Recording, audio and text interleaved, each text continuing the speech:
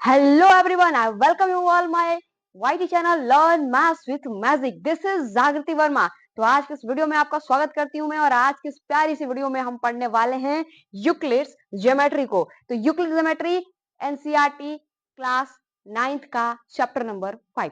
Okay, तो इस video में हम यूक्लिड ज्योमेट्री को बहुत अच्छी तरीके से पढ़ेंगे और बहुत ही मजा आने वाला है। आज की इस वीडियो में एकदम डिटेल एक्सप्लेनेशन करूंगी मैं आपको, एकदम बढ़िया तरीके से एक एक पार्ट आपको समझ में आ जाएगा। आज की हमारी जो वीडियो होने वाली है वो इतनी बेहतरीन होने वाली है कि आपको इस वाले चैप्टर में कोई भी डाउट नहीं रहने वाला है। तो चलिए इसी जोश के साथ स्टार्ट करते हैं आज की अपनी वीडियो को, जिसका नाम है यूक्लिड ज्योमेट्री। तो थोड़ा सा बात करते हैं हम यूक्लिड के बारे में। यूक्लिड कौन थे? यूक्लिड एक साइंटिस्ट थे, बहुत ही एशियन समय के साइंटिस्ट थे और उस समय लोगों को पॉइंट लाइन सब के बारे में भी छोटी छोटी नॉलेज नहीं थी ना, वो जानते थे कि पॉइंट क्या होता है, लाइन क्या होता है। तो उस समय इन्होंने कुछ कुछ बातें बताई जो कि बहुत ही इंटरेस्टिंग हैं और बहुत ही इजी है। तो उन बातों को हम सीखेंगे और जानेंगे कि यूक्लिड ने ऐसा क्या कहा था। ठीक है, तो चलिए स्टार्ट करते हैं आज की अपनी प्यारी सी वीडियो को। तो यूक्लिड के कुछ डेफिनेशंस हैं जो यूक्लिड ने बोला था। ठीक है, उन डेफिनेशंस के बारे में आपको याद करना पड़ेगा और इस डेफिनेशन के बारे में मैं आपको एक्सप्लेन करूंगी कि यूक्लिड के डेफिनेशन क्या है। तो पहला डेफिनेशन क्या कहता है कि point is that which has no part.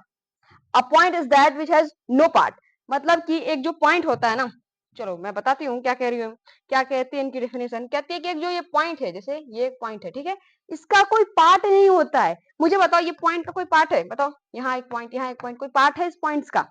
कोई पार्ट है? इसका टुकड़ा हम कर सकते हैं? तो यूक्लिड का डेफिनेशन नंबर फर्स्ट यही कहता है कि a point is that which has no part. एक पॉइंट क्या होता है? जिसका कोई और टुकड़ा ना हो, कोई पार्ट ना हो। ओके, सेकंड क्या है कि लाइन इज ब्रेथलेस लेंथ। देखो जैसे कि एक लाइन मैं यहाँ ड्रॉ कर देती हूँ, देखो ये, देखो ये लाइन है। अब इसकी जो मोटाई होगी, ब्रेथ होगी, जो मोटाई होगी वो क्या होती है? नगण्य होती है, ब्रेथलेस होती है। ठीक है, लाइन लाइन की लेंथ होती है ना, इनफाइनाइट लेंथ इधर भी जा सकती है, इधर भी जा सकती है, लेकिन लाइन की जो मोटाई होती है वो नगण्य हम मानते हैं। ठीक है, अब मैं कहूंगी कि इतना मोटा ये लो, इतना मोटा लाइन खींच दो, अब तो इसकी ब्रेथ है, देखो इसकी है, लेकिन एक स्टैंडर्ड फॉर्मेट होती है इसकी ब्रेथ नहीं होती है, ब्रेथलेस होती है लाइन। ठीक है, बात समझ में आ रही है? अब एक और तीसरी बात इन्होंने क्या कही थी? तीसरी बात क्या कही थी कि जो लाइन होता है ना, छोटे छोटे, एक मिनट रुक जाइए, लाइन होता है जो छोटे छोटे ऐसे ऐसे ऐसे ऐसे ऐसे पॉइंट से मिलकर के बना होता है, छोटे छोटे पॉइंट से मिलकर के क्या बनती है? लाइन। तो द एंड्स, अच्छा लगता है ये नीचे वाले में, मतलब ये भी है कि लाइन क्या होती है? छोटे छोटे छोटे छोटे छोटे छोटे छोटे छोटे पॉइंट से मिलकर के बना होता है। थर्ड क्या कहता है? The ends of the line और पॉइंट्स। किसी भी लाइन का जो एंड होता है, देखो ये लाइन है, इसका जो एंड होगा क्या होगा? एंड होगा, एंड। वो क्या होंगे? पॉइंट्स होंगे। ऑब्वियस, लाइन क्या होती है? पॉइंट से मिलकर के बनी होती है, तो इसका जो एंड होगा, लाइन का जो एंड होगा वो पॉइंट ही तो होगा। तो इसका यूक्लिड डेफिनेशन थर्ड क्या कहता है कि the ends of a line और पॉइंट्स, किसी भी लाइन का जो एंड होता है ना वो एक पॉइंट होता है। बात समझ में आ गई? चौथा क्या कह रहा है? Straight line which lies evenly with the points on itself. ठीक है, एक स्ट्रेट लाइन होता है, छोटे छोटे छोटे छोटे छोटे छोटे छोटे छोटे छोटे छोटे छोटे छोटे छोटे छोटे पॉइंट से मिलकर के बना होता है। अभी मैंने बताया कि एक लाइन क्या होती है? छोटे छोटे छोटे छोटे पॉइंट से मिलकर के क्या होती है? बनी होती है। Surface is that which has length and breadth. Surface क्या होता है? देखो सरफेस की बात, ये एक पूरा सरफेस ही तो है, ये क्या है? पूरा सरफेस ही तो है। सरफेस का एक लेंथ होगा, एक ब्रेथ होगी, एक लेंथ होगा, एक ब्रेथ होगी। जैसे कि मैं एक दिखा दूं आपको, जैसे मेरे पास ये पेपर है, मेरे पास क्या है? ये पेपर है। तो पेपर में क्या है? एक लेंथ है, एक ब्रेथ है, ये सरफेस ही तो है। क्या है? सरफेस है, एक लेंथ एक ब्रेथ है। समझ में आई? तो लेंथ एंड ब्रेथ। ओके, तो यूक्लिड का पांचवा डिफिनेशन क्या कहता है कि surface is that which has length and breadth. Surface क्या होता है? जिसके पास एक लेंथ हो और एक ब्रेथ हो। बात समझ में आ गई? तो यूक्लिड का पांचवा डेफिनेशन ये कहता है हमसे। ठीक, अब छठा क्या कहता है भाई कि the is of the surface और लाइन। देखो ये सरफेस है मेरे पास, ये एक सरफेस है, इसका किनारा क्या होगा? लाइन ही तो होगी, देखो ये लाइन ही तो होगी, बिल्कुल। अब सातवां कह रहा है कि a plane surface is a surface which lies evenly with the straight line on itself. देखो ये सरफेस है, सरफेस के सरफेस है, इसके सरफेस पे, ये सरफेस है, इसके सरफेस पे क्या होता है? बहुत सारी लाइंस देखो कैरी करता है ये देखो, ये देखो, ये देखो, ऐसे ऐसे ऐसे ऐसे, ये क्या है? लाइंस ही तो कैरी कर रहा है, बिल्कुल। तो क्या कहता है कि a plane surface is surface which lies evenly with the straight line on self. इसके ऊपर क्या स्ट्रेट लाइन लाइज करती है। बात समझ में आ गई? तो चलो फिर से मैं आपको रिवाइज करा देती हूँ यूक्लिड का डेफिनेशन। पहला डेफिनेशन क्या कहता है कि एक पॉइंट जिसका क्या हो? पार्ट नहीं होता है। पॉइंट का क्या होता है? पार्ट नहीं होता है। बात समझ में आ गई ना? और line is breathless length. Line की जो लेंथ होती है वो ब्रेथलेस होती है, मोटाई इसकी नगण्य होती है। ठीक है, उसकी ब्रेथ क्या होती है? नगण्य होती है। ठीक है। The ends of a line और पॉइंट, तो किसी भी लाइन का जो एंड होता है वो क्या होता है, पॉइंट होता है। किसी भी लाइन का एंड क्या होता है, पॉइंट होता है। A straight line which lies evenly with the points on itself, देखो एक स्ट्रेट लाइन छोटे छोटे छोटे छोटे छोटे छोटे पॉइंट से मिलकर के बना होता है। ये यूक्लिड का चौथा डेफिनेशन। पांचवा डेफिनेशन क्या कहता है कि सरफेस, सरफेस सरफेस पे क्या होता है, एक लेंथ होती है और एक ब्रेथ होती है। सरफेस क्या होता है, एक लेंथ और ब्रेथ, लेंथ और ब्रेथ। ये सरफेस है, इस पे क्या है, लेंथ और ब्रेथ। तो यूक्लिड का पांचवा डेफिनेशन। छठा क्या कहता है कि द एजेड ऑफ द सरफेस और द लाइन, किसी भी सरफेस का जो जेड होता है वो क्या होता है, लाइन होती है। A plane surface is surface which has line evenly with the straight line on itself. एक सरफेस पे क्या होती है, बहुत सारी जो स्ट्रेट लाइन होती है वो लाइज करती हैं। बात समझ में आ गया? ओके चलो, अब नेक्स्ट क्या है, कुछ और भी बातें। यूनिवर्सल ट्रूथ का नाम आपने सुना होगा, यूनिवर्सल ट्रूथ।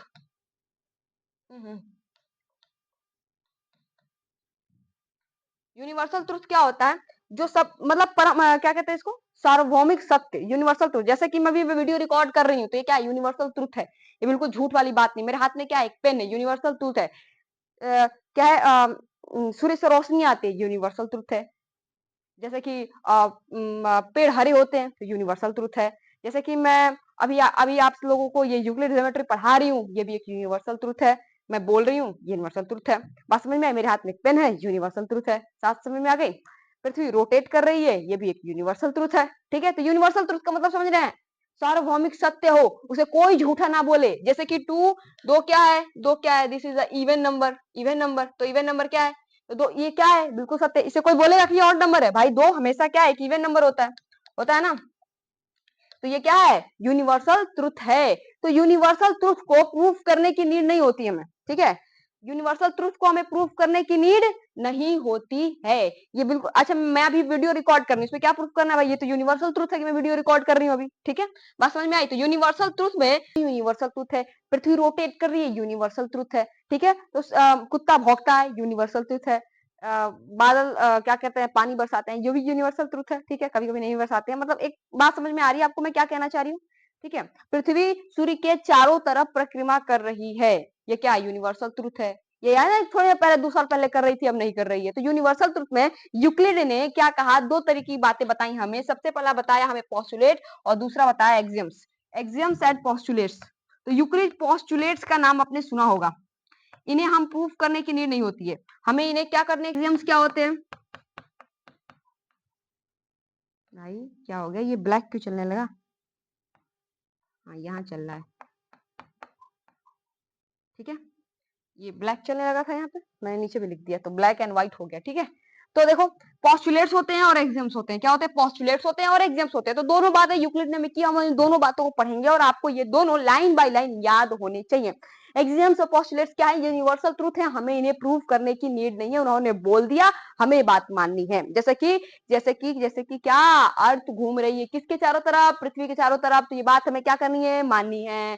बात समझ में आई? यूनिवर्सल ट्रूथ है। जैसे भी ये दोनों भी क्या है, यूनिवर्सल ट्रूथ है। तो सबसे पहले हम एक्सियम्स की बात करने जा रहे हैं, ठीक है। चलो तो स्टार्ट करते हैं। देखो यूक्लिड के एक्सियम्स है, सबसे पहला है क्या है, ये which are equal to the same things और इक्वल टू अनदर, ठीक है। देखो मेरी बात समझो, मैं क्या कहना चाह रही हूँ कि अगर ए बी के बराबर है, क्या है, ए बी के बराबर है, इसमें कुछ कुछ गलतियां भी हो सकती हैं। अब जो डेफिनेशन मैं आपको सिखाने जा रही हूँ वो सीखने की कोशिश करो, जो बातें मैं आपको बताऊंगी वो सीखने की कोशिश करो। लिखने का कोई मतलब तो वैसे भी नहीं है। तो ए क्या है, बी के बराबर है, ए क्या है, बी के बराबर है, और ए सी के भी बराबर है।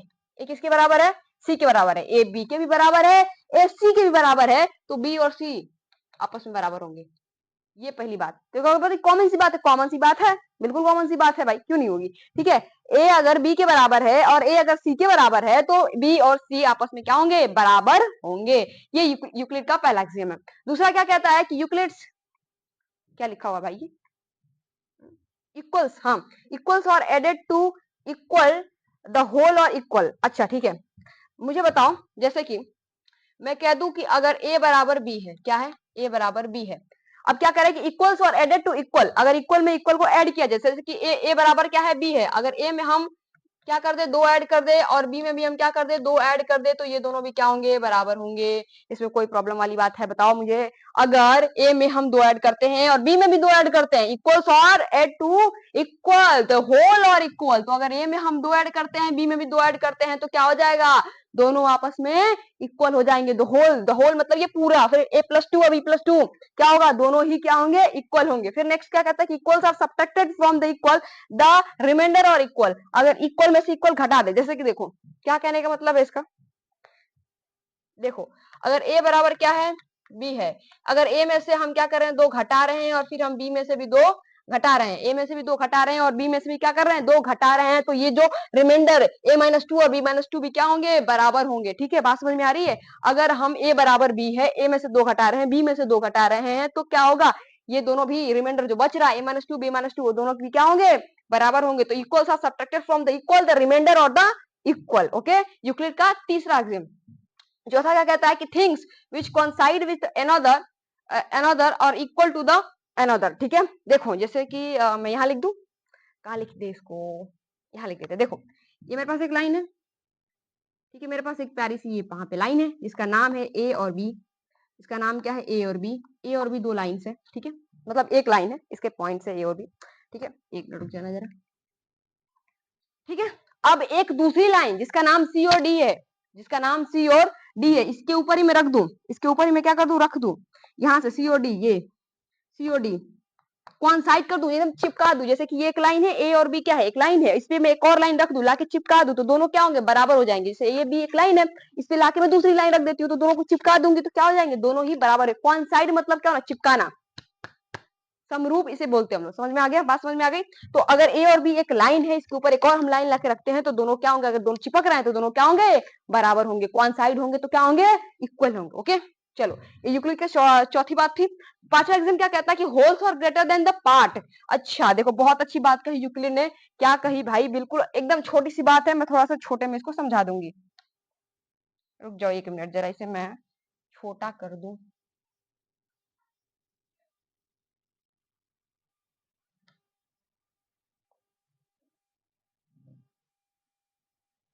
ठीक है, थोड़ा बड़ा कर दें क्या, ज्यादा छोटा हो गया क्या ये, चलो ठीक है।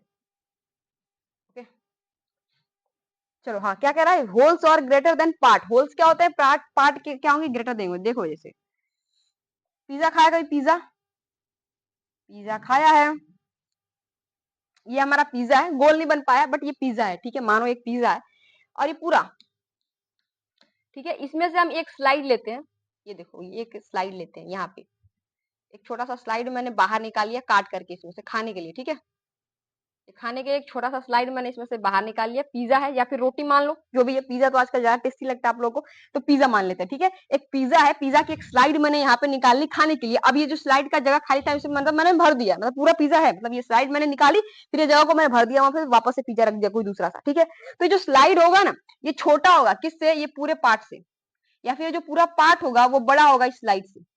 दोनों बातें सही है क्या, ये पूरा जो पार्ट होगा, ये जो बड़ा वाला पार्ट दिख रहा है, ये बड़ा होगा छोटे वाले साइड से, एकदम ऑब्वियस सी बात है ना।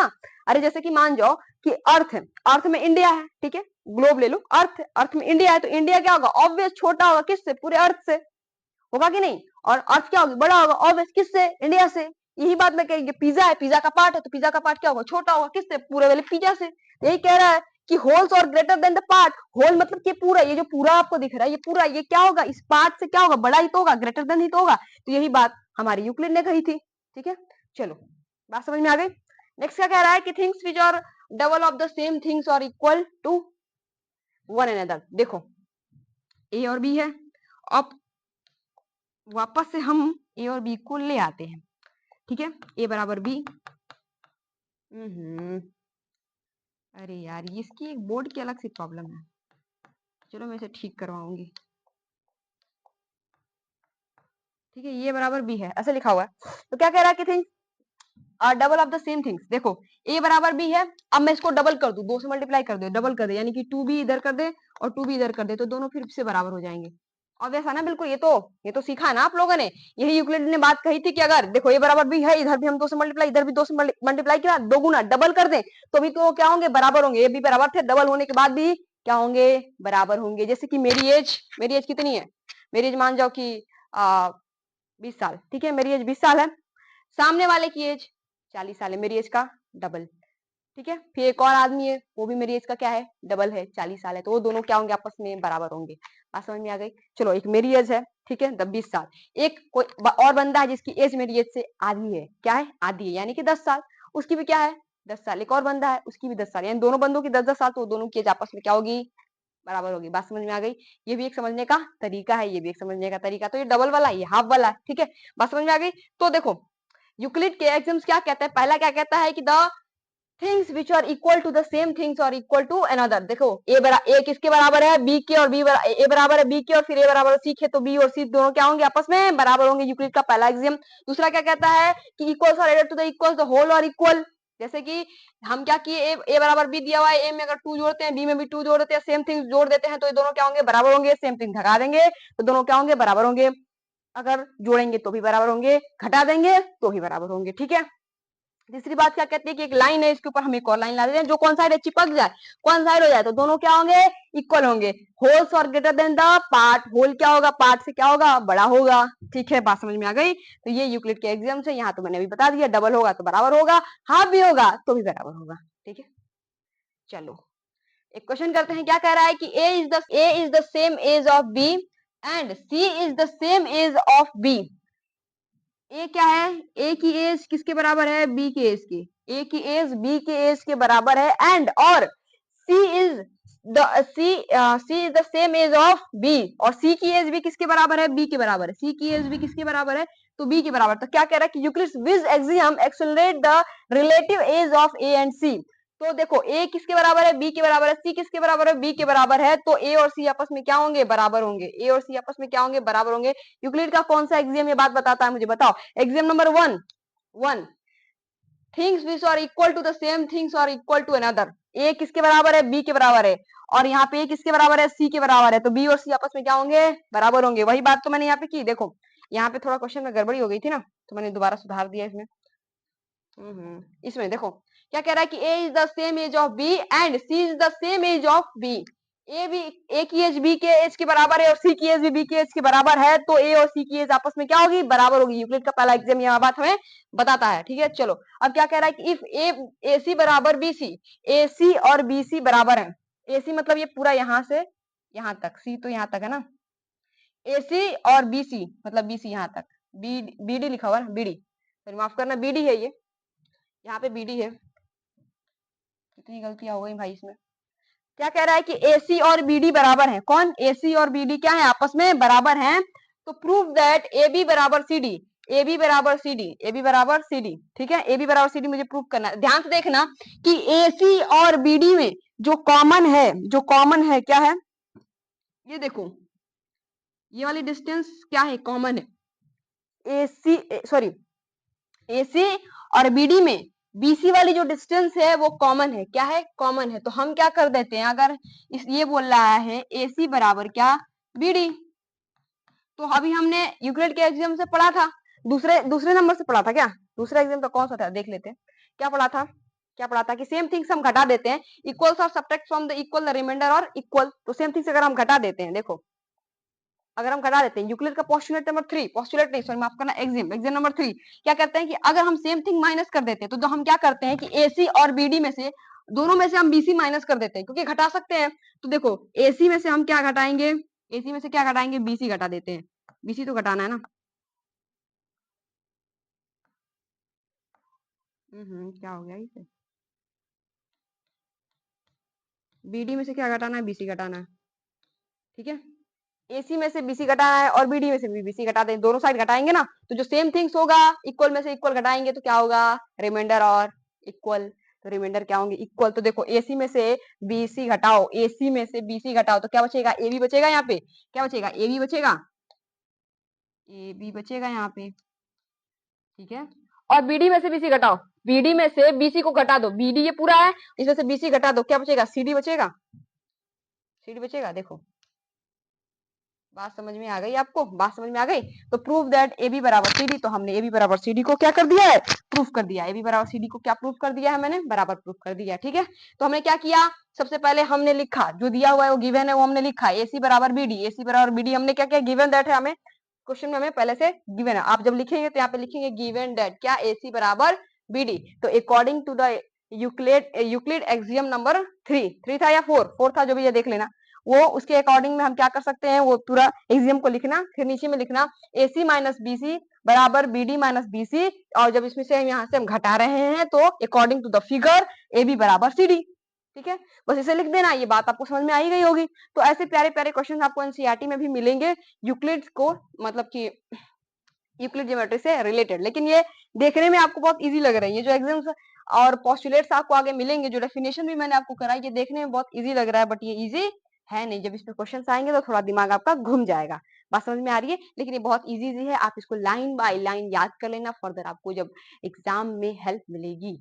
ये क्वेश्चंस बहुत इजी आते हैं, थोड़ा सा प्रैक्टिस की नीड है, और चैप्टर बहुत ही आसान है। तो मैंने आपको 2 बातें करा दी हैं। अब मैंने जब आपको कराया था यहाँ पे, उसमें बोला था कि हमारा ये जो पोस्टुलेट है वो बाकी है। अब नेक्स्ट वीडियो जब मेरी आएगी उसमें आपको पोस्टुलेट्स करा दूंगी, और पोस्टुलेट्स के साथ साथ कुछ प्यारी प्यारी थ्योरम्स हैं। एक थ्योरम ये एक ही है, हाँ एक ही है, उस थ्योरम को कर लेंगे। देन आफ्टर ये चैप्टर हमारा क्या हो जाएगा, फिनिश हो जाएगा, खत्म हो जाएगा। चलो ठीक है, तो इसी जोश के साथ मिलेंगे आपसे नेक्स्ट वीडियो में। तब तक के लिए जय हिंद।